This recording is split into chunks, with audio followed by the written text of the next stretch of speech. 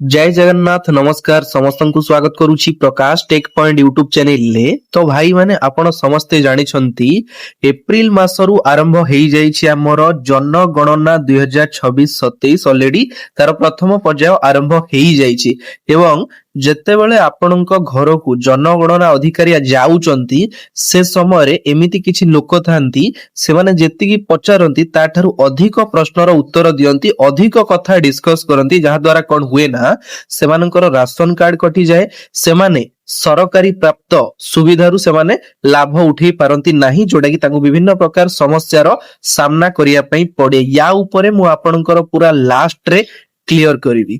तो प्रथमे आमे जानिबा जेतेबेले जनगणना अधिकारी आपणक घर को जाउचंती सेमाने केउ केउ कथा उपरे आपणको प्रश्न पचारिबे एवं कोउ कोउ प्रश्नर उत्तर आपण माने दबा जरूरी। ठीक अछि, क्लियरली आपण माने देखि पारुचंती सब गुडाक मु पूरा भलो भाबरे मेंशन कर देइछि।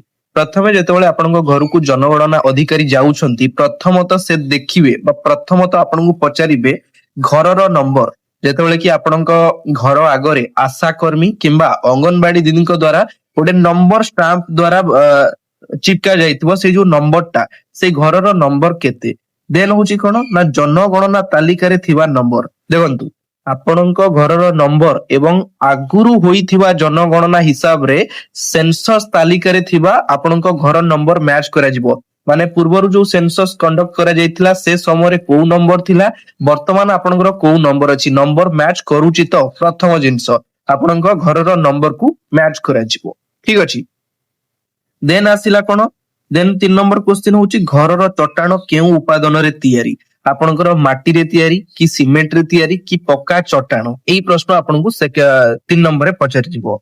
देन 4 नंबर प्रश्न होची घरर कांथ केउथिरे तयारी माटी कांथ कि सीमेंट कांथ कि आपण बाउंस चारि कर देकी तादरे माटी ये करके रहउचंदी को प्रकारर आपणकर कांथटा आपनको प्रश्न पचारिबो। देन आसला कोन घरर छात तयारी लागिथिबा सामग्री। देखंतु आपणकर घरर छात जेमति कि चाळ छप्पर कि आपण पालो टाणिकी रहउचंती कि आपणक घरर छात होची सीमेंट छात को प्रकारर आपणक घरर छात आपणको प्रश्न पचरा जिवो। तो प्रथमे आपण एई पांचटा प्रश्न जानिले एवं जेतेबेले आपणक घर को जनगणना अधिकारी आसुचंती से समय रे घरर मुखिया जे उपस्थित रहिबा जरूरी। जदि से कोनोसी काम इमरजेंसी पाई नाहंती तो तांको परे जे घरर मुखिया अछंती से रहिबा नियाती जरूरी। अलगा छोटो पिला जो माने जानि नांती घरर विभिन्न जिनस विषय जानि नांती से माने रहिबा अनावश्यक। से माने रहिले भूलभाल इन्फॉर्मेशन देबे जोडा कि आपनको बहुत सारा प्रॉब्लम फेस करिया पई पड़िबो। सेथि पई घरर मुखिया रहिबा जरूरी। जदि नाहंती ताले अलगा तांको परे जे मुखिया से रहिबा जरूरी। ठीक अछि, नहले आपनको घर पाखरे जे बड़ापा बड़ बहू सान दादा दादा जो माने थिबे से माने गलत इन्फॉर्मेशन देबे जो माने आसीथिबे जनगणना अधिकारी। बुझी पाले ए जिंसटा ध्यान देबे। देन आपनकर आसिला कोन केउ काम रे व्यवहार हेउची घर। आपण जेतेबेले घर बनेइचंती आपण से घरे रहउचंती कि से घर को भड़ा देइचंती कि आपनकर सेटा दुकान अछि से घरटा को आपण को प्रकार व्यवहार करूचंती ए प्रश्न आपनको पचार जिवो। ठीक अछि, 7 नंबर होची घरटी केउ अवस्था रे अछि तार स्थिति केमती अछि घरर सिचुएशन केमती अछि भलो अछि ना खराब अछि ना बहुत पुराना कालिया घर केमिति घरर स्थिति रहिछि सेटा आपनको पचरा जिवो। ठीक अछि, देन 8 नंबर रे केतोटी बखरा रहिछि जो घरे आपण माने रहउचंती सेथिरे केथे बखरा रहिछि 4 बखरा 2 बखरा कि 6 बखरा केतेटा बखरा रहिछि केतेटा कोठरी रहिछि आपण प्रश्न पचरा जिवो। ठीक अछि, किछि किछि लोक कोन करंदी ना आउ साइड रे जो घर काम होथिबो सेडा सब कुहंतीनी केतेटा बखरा टोटल केतेटा कोठरी होइछि सेटा आपनको पचरा जिवो।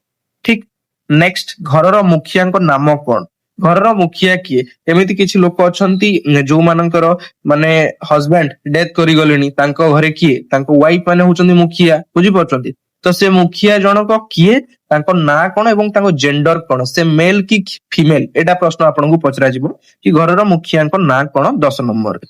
ठीक अछि, नेक्स्ट 11 नंबर आसिला घरर मुखिया पुरुष ना स्त्री। मु आपनको कहिली जेमति कि प्रश्न पचारि जिवो कि जदि स्वामींकर देहांत घटिछि स्त्री अछंती तांको नाटा कोन। 12 नंबर रे घर मुखिया केउ जातिर एमिति आजिका समय रे बहुत सारा घटना घटुची जदि पुरुष होचंती हमर ब्राह्मण ଝିଅ ହଉଛନ୍ତି ଗୋପାଳ, ଏଇ ଟାଇପ ର ଯୋଉ ମ୍ୟାରେଜ ହଉଛି ତ ତାଙ୍କର ଜାତି ଅଲଗା ରହୁଛି। ତ ସେଠି ଆପଣଙ୍କୁ ପ୍ରଶ୍ନ କରାଯିବ କି ଯିଏ ମୁଖିଆ ଅଛନ୍ତି ତାଙ୍କର ଜାତି କଣ। ଠିକ ଅଛି। ଦେନ୍ 13 ନମ୍ବରରେ ପ୍ରଶ୍ନ, ଘର କାହା ନାଁରେ ଅଛି? ଘର ମାନେ ଘରର ଯିଏ ଗାର୍ଡିଆନ ବାପାଙ୍କ ନାଁରେ ଅଛି, କି ଜେଜଙ୍କ ନାଁରେ ଅଛି, କି ମାଙ୍କ ନାଁରେ ଅଛି, ଘରର କାହା ନାଁରେ ଘରଟା ଅଛି। ବୁଝିପାରୁଛନ୍ତି? ତ ବହୁତ ସାରା ଲୋକ ଅଲଗା ଅଲଗା ଜାଗାରେ ମଧ୍ୟ ନିଜର ପ୍ଲଟ କିଣୁଛନ୍ତି। ତ ଯାହା ନାଁରେ ଘର ଅଛି ଆପଣ କହିବେ କି ଏଇ ଲୋକ ନାଁରେ ଜମି ପଟ୍ଟା ଅଛି। ବୁଝିପାରିଲେ? ନେକ୍ସଟ, ଜମି ପଟ୍ଟା ବା ଘରବାରି ପଟ୍ଟା। ବୁଝିପାରୁଛନ୍ତି ତ କହିବେ। 14 ନମ୍ବରରେ ଆସିଲା, ରହିବା ଯୋଗ୍ୟ କୋଠରୀ କେତେଟା ଅଛି? କେତେଟା କୋଠରୀ ଆପଣ ରହୁଛନ୍ତି? ରହିବା ଯୋଗ୍ୟ, ଗୋଟା ଅଧା କାମ ଚାଲିଛି ସେଇଟା ତ ଆପଣ ରହୁନାହାନ୍ତି ନା, କେତେଟା କୋଠରୀରେ ଆପଣ ରହୁଛନ୍ତି ସେଇଟା ଆପଣ କହିବେ। ଘରେ କେତେ ଜଣ ବିବାହିତ? ଘରେ ଧର 4 ପୁଅ ଅଛନ୍ତି, ତା ଦେହରୁ ବାହା ହେଇଛନ୍ତି କେତେ ଜଣ? 2 ଜଣ ବାହା ହେଇଛନ୍ତି, ତାଙ୍କ ସ୍ତ୍ରୀଙ୍କ ନାଁ କହିବେ। ଆଉ ଯୋଉ ବାକି 2 ଜଣ ରହିଛନ୍ତି ସେ ଅବିବାହିତ, ତ କେତେ ଜଣ ବାହା ହେଇଛନ୍ତି? ନା 2 ଜଣ ବିବାହିତ ପୁରୁଷ ଏବଂ ତାଙ୍କ ସ୍ତ୍ରୀଙ୍କ ନାଁ ମଧ୍ୟ ମେନସନ କରିବେ।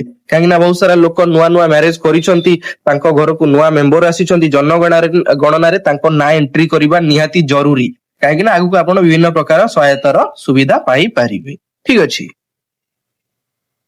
15ଟା ପ୍ରଶ୍ନ ଆପଣଙ୍କର ପଚାରି ଦେଲେ। ଦେନ୍ ଦେଖିବା 16 ନମ୍ବରରେ କଣ ଅଛି? ପିଇବା ପାଣିର ଉତ୍ସ କଣ? ଦେଖନ୍ତୁ, ପ୍ରାୟତଃ ସାଧାରଣତଃ ଆମର ଗ୍ରାମାଞ୍ଚଳରେ କଣ ହୁଏ ନା, କୂଅ ପାଣି ଲୋକମାନେ ପିଉଛନ୍ତି, ନଦୀରୁ ପାଣି ଆଣିକି ତାକୁ ଗରମ କରି ଯୋଉ ତଳ ଏରିଆରେ ତାକୁ ଇଏ କରିକି ପିଉଛନ୍ତି। ସହରାଞ୍ଚଳରେ କଣ ନା ଆମର ମ୍ୟୁନିସିପାଲିଟି ପାଣି ବ୍ୟବହାର କରୁଛନ୍ତି। ବୁଝିପାରୁଛନ୍ତି? ତ ପିଇବା ପାଣିର ଉତ୍ସ କଣ? କୋଉଠୁ ପାଣି ପିଉଛନ୍ତି? ଦେନ୍ 17 ନମ୍ବରରେ ଆସିଲା, କେଉଁଠୁ ପିଇବା ପାଣି ଆସୁଛି? ମୁଁ ଯେମିତି କହିଲି ପାଣି କୋଉଠୁ ଆସୁଛି। ବୁଝିପାରୁଛନ୍ତି? ତାପରେ 18 ନମ୍ବରରେ, ଘରେ ଶୌଚାଳୟ ଅଛି କି? ଶୌଚାଳୟ ଆଜିକା ସମୟରେ ସମସ୍ତଙ୍କ ଘରେ ହେଇଗଲାଣି, କିନ୍ତୁ ଗ୍ରାମାଞ୍ଚଳରେ ଲୋକମାନେ ଶୌଚାଳୟ ବ୍ୟବହାର କରନ୍ତି, ନହେଲେ ଯେମିତିକି ବାହାରେ ମଳତ୍ୟାଗ ମଧ୍ୟ କରନ୍ତି। ତ ସେଇ ଘରେ ଶୌଚାଳୟ ଅଛି କି ନାହିଁ? ଠିକ ଅଛି। ଦେନ୍ 19 ନମ୍ବରରେ କଣ? କି ପ୍ରକାରର ଶୌଚାଳୟ ଅଛି? ତାପରେ 20 ନମ୍ବର କଣ? ବିଜୁଳି ବ୍ୟବସ୍ଥାର ଉତ୍ସ କଣ? ଆପଣ ହୁକ ପକଉଛନ୍ତି କି କନଜ୍ୟୁମର ହେଇଛନ୍ତି କି ବର୍ତ୍ତମାନ ପର୍ଯ୍ୟନ୍ତ ଇଲେକ୍ଟ୍ରିକ ର ସୁବିଧା ପାଇପାରି ନାହାନ୍ତି, କିମ୍ବା ବିଜୁଳି ଯଦି ଆପଣ ଇଲେକ୍ଟ୍ରିକ ର କନଜ୍ୟୁମର ହେଇଛନ୍ତି କାହା ନାଁରେ ଅଛି? ବୁଝିପାରୁଛନ୍ତି? ୟା ଉପରେ ଆପଣଙ୍କର କ୍ୱେଶ୍ଚିନ୍ ପଚରା ଯିବ। ଏସବୁ ଜିନିଷ ଭଲ ଭାବରେ ଟିକେ କ୍ଲିୟର କରିବେ। ଦେନ୍ ଆସିଲା 21 ନମ୍ବରରେ ଆପଣଙ୍କର ପ୍ରଶ୍ନ କଣ? ଜଳ ନିଷ୍କାସନ କିପରି ହଉଛି? ମୁଁ ଯେମିତି କି ଆପଣ ମାନଙ୍କୁ କହିଲି, କେଉଁଠି ଗାଧଉଛନ୍ତି? ଆପଣ ନଦୀକୁ ଯାଉଛନ୍ତି କି କୂଅରେ ଗାଧଉଛନ୍ତି କି ଆପଣଙ୍କର ପୋଖରୀରେ ଗାଧଉଛନ୍ତି କି ଆପଣଙ୍କର ମ୍ୟୁନିସିପାଲିଟି ପାଣି ଆସୁଛି ଗାଧଉଛନ୍ତି? କୋଉ ଟାଇପ ର ଆପଣ ଗାଧଉଛନ୍ତି? ବିଭିନ୍ନ ଗାଧେଇବାର ସେମିତି କିଛି ମ୍ୟାଣ୍ଡେଟୋରୀ ପ୍ରଶ୍ନ ନୁହେଁ, କିନ୍ତୁ ଏଇଟା ଯେହେତୁ ଅଛି ଏଇଟା ପଚରାଯିବ ଆପଣଙ୍କୁ। ବୁଝିପାରୁଛନ୍ତି? ତାପରେ ଏଲପିଜି ବା ପିଏନଜି ସଂଯୋଗ ଅଛି କି? ଏଲପିଜି ଆପଣ ଜାଣିଛନ୍ତି ଘରେ ଘରେ ଏବେ ଏଲପିଜି କନେକ୍ସନ ହେଇଗଲାଣି, ତା ସହିତ ଆମର ଏଇ ୱାରକୁ ନେଇକି ପିଏନଜି କନେକ୍ସନ ମଧ୍ୟ ହେଇଗଲାଣି। ତ ଏସବୁ କନେକ୍ସନ ଅଛି କି? ଯଦି ଆପଣଙ୍କର ଏଲପିଜି କନେକ୍ସନ ଥିବ ତାହେଲେ ଆପଣ ୟେସ୍ କରିବେ, ଯଦି ଆପଣଙ୍କର ପିଏନଜି କନେକ୍ସନ ନଥିବ ତାହେଲେ नो କରିବେ। ଠିକ ଅଛି।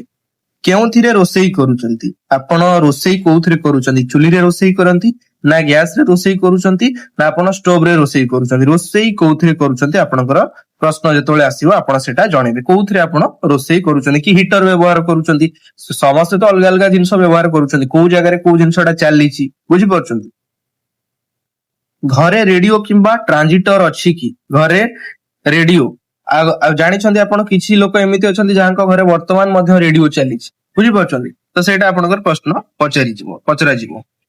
ତାପରେ ଆପଣଙ୍କର ପ୍ରଶ୍ନ ପଚାରିଯିବ, ଘରେ ଟେଲିଭିଜନ ଅଛି କି? 26 ନମ୍ବରରେ ଟେଲିଭିଜନ, ଇଲେକ୍ଟ୍ରୋନିକ୍ସ ଆଇଟମ ସବୁ ଘରେ କଣ କଣ ଅଛି? ବଡ ବଡ ଜିନିଷ। ଠିକ ଅଛି।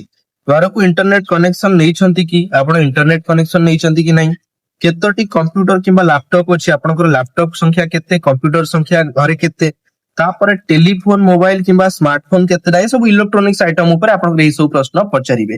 କେତେଟା ମୋବାଇଲ ଅଛି, କେତେଟା ଆପଣଙ୍କର ଲାପଟପ, କେତେଟା ସ୍ମାର୍ଟଫୋନ ଅଛି, ଏସବୁ ଉପରେ ଆପଣଙ୍କର ପ୍ରଶ୍ନ ପଚାରିବେ। ତାପରେ ସାଇକେଲ, ସ୍କୁଟର କିମ୍ବା ବାଇକ୍ ଅଛି କି? ଆପଣ ଜାଣିଛନ୍ତି ଗାଡିକୁ ନେଇ ବିଭିନ୍ନ ପ୍ରକାର ଲୋକଙ୍କ ମନରେ ଥାଏ, ଗାଡି ସବୁ ଲୁଚେଇ ଲାଚେଇ ଦିଅନ୍ତି କି ନାଇଁ ଆମ ଘରେ 2ଟା ଗାଡି ଅଛି ଆଉ ଗାଡି ନାହିଁ। ଲୋକଙ୍କ ଘରେ 3-4ଟା ଥିବ, 2-3ଟା କହୁଥିବେ। ବୁଝିପାରୁଛନ୍ତି? କାହିଁକି ନା ଶୋ ଅଫ୍ ଏତେ କରେଇବେନି, କାଳେ କଣ ମିଳିବ ନ ମିଳିବ। ବୁଝିପାରୁଛନ୍ତି? ତ ଆପଣଙ୍କ ଘରେ କେତେଟା ଅଛି ସେଇଟା ଆପଣ ମାନେ ଜଣେଇବେ। ଦେନ୍ ଲାଷ୍ଟରେ 31 ନମ୍ବରରେ କଣ? କାର, ଜିପ୍, ଭ୍ୟାନ କଣ ଅଛି? ଆପଣଙ୍କ ଘରେ 4 ଚକିଆ ଯାନ ସବୁ କଣ କଣ ଅଛି? ୟା ଉପରେ ଆପଣଙ୍କର ପ୍ରଶ୍ନ ପଚାରିବେ। ଆପଣଙ୍କ ଘରେ ଯୋଉ ଯାନ ଅଛି ଆପଣ କହିବେ। ଦେନ୍ ଶସ୍ୟ ଜାତୀୟ ଖାଦ୍ୟ କଣ ଖାଆନ୍ତି?